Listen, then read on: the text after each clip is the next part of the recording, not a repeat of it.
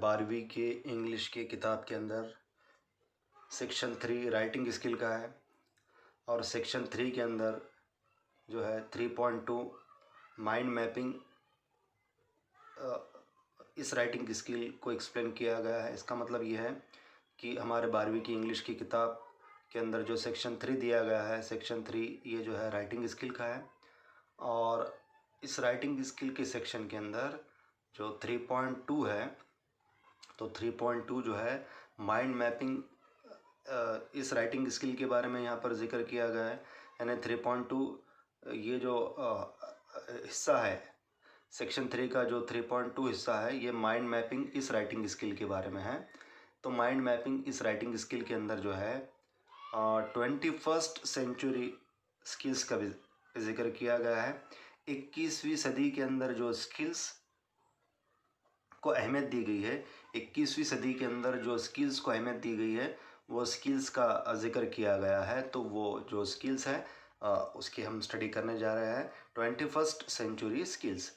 तो पहली जो स्किल है जिसको बहुत ज़्यादा अहमियत दी गई है 21st सेंचुरी स्किल्स के अंदर, तो वो है प्रॉब्लम सॉल्विंग। तो हमें ये मालूम है कि हम जब ज़िंदगी जीते हैं तो हमारे सामने अलग अलग प्रॉब्लम्स आते हैं, तो उन अलग अलग प्रॉब्लम्स को हमको सॉल्व करना पड़ता है। तो उन प्रॉब्लम्स को सॉल्व करने के लिए हमको अलग अलग स्किल्स का इस्तेमाल करना पड़ता है। तो प्रॉब्लम सॉल्विंग ये भी जो है एक अहम स्किल मानी गई है 21st सेंचुरी के अंदर। यानी अलग अलग प्रॉब्लम्स को सॉल्व करना और अलग अलग प्रॉब्लम को सॉल्व करने के लिए अलग अलग स्किल्स का इस्तेमाल करना, तो ये जो है एक अहम स्किल मानी गई है। कहाँ पर? 21st सेंचुरी स्किल्स के तहत ये एक अहम स्किल है। दूसरी स्किल देखिए, लर्निंग हाउ टू लर्न, यानी किस तरीके से सीखना, ये सीखना। यानी कोई चीज़ को हमको अगर सीखना है तो उसे किस तरीके से सीखना है, ये सीखना। यानी कोई चीज़ को सीखने से पहले उसको सीखना किस तरीके से, ये सीखना। लर्निंग हाउ टू लर्न, यानी लर्निंग करने से पहले कैसा लर्न करना, उस चीज़ को लर्निंग करने से पहले कैसा लर्न करना, ये सीखना ज़रूरी है। लर्निंग हाउ टू लर्न यानी किस तरीके से चीज़ों को सीखना चाहिए। यानी हमको अगर कोई अलग अलग सब्जेक्ट सीखना है, कोई अलग अलग टॉपिक्स की स्टडी करना है, कोई अलग अलग सब्जेक्ट को सीखना है, तो उस सब्जेक्ट को हम किस तरीके से सीख सकते हैं, इसकी भी स्किल हमें आना चाहिए। तो ये स्किल को अहमियत दी गई है कहाँ पर? ये स्किल को अहमियत मिली है और ये स्किल को अहमियत दी गई है कहाँ पर? 21st सेंचुरी स्किल्स के अंदर। तो ये एक अहम स्किल मानी गई है 21st सेंचुरी स्किल्स के अंदर। तीसरी अहम स्किल है transfer of skill. Transfer of skill का मतलब ये है कि मान लीजिए किसी ए शख्स के पास जो स्किल्स है, तो वो शख्स ने, उस ए शख्स ने अपने स्किल्स को जो है ट्रांसफ़र करना बी शख्स में।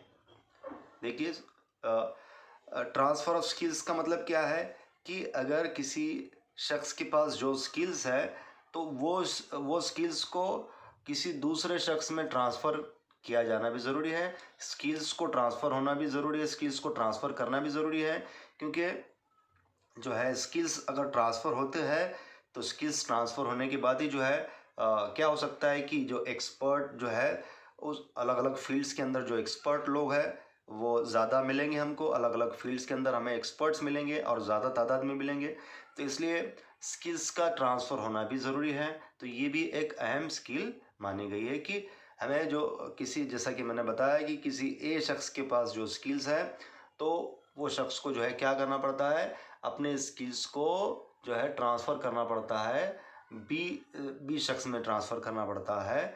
यानी अपने स्किल्स को जो है स्प्रेड करना पड़ता है, अपने स्किल्स को एक्सप्लेन करना पड़ता है, अपने स्किल्स को दूसरे शख्स में डेवलप करना पड़ता है। तो ये बात यहाँ पर बताई गई, ये भी एक अहम स्किल है। देखिए, और नंबर 4 जो है 21st सेंचुरी स्किल्स के अंदर नंबर 4 स्किल और अहम स्किल कम्युनिकेशन।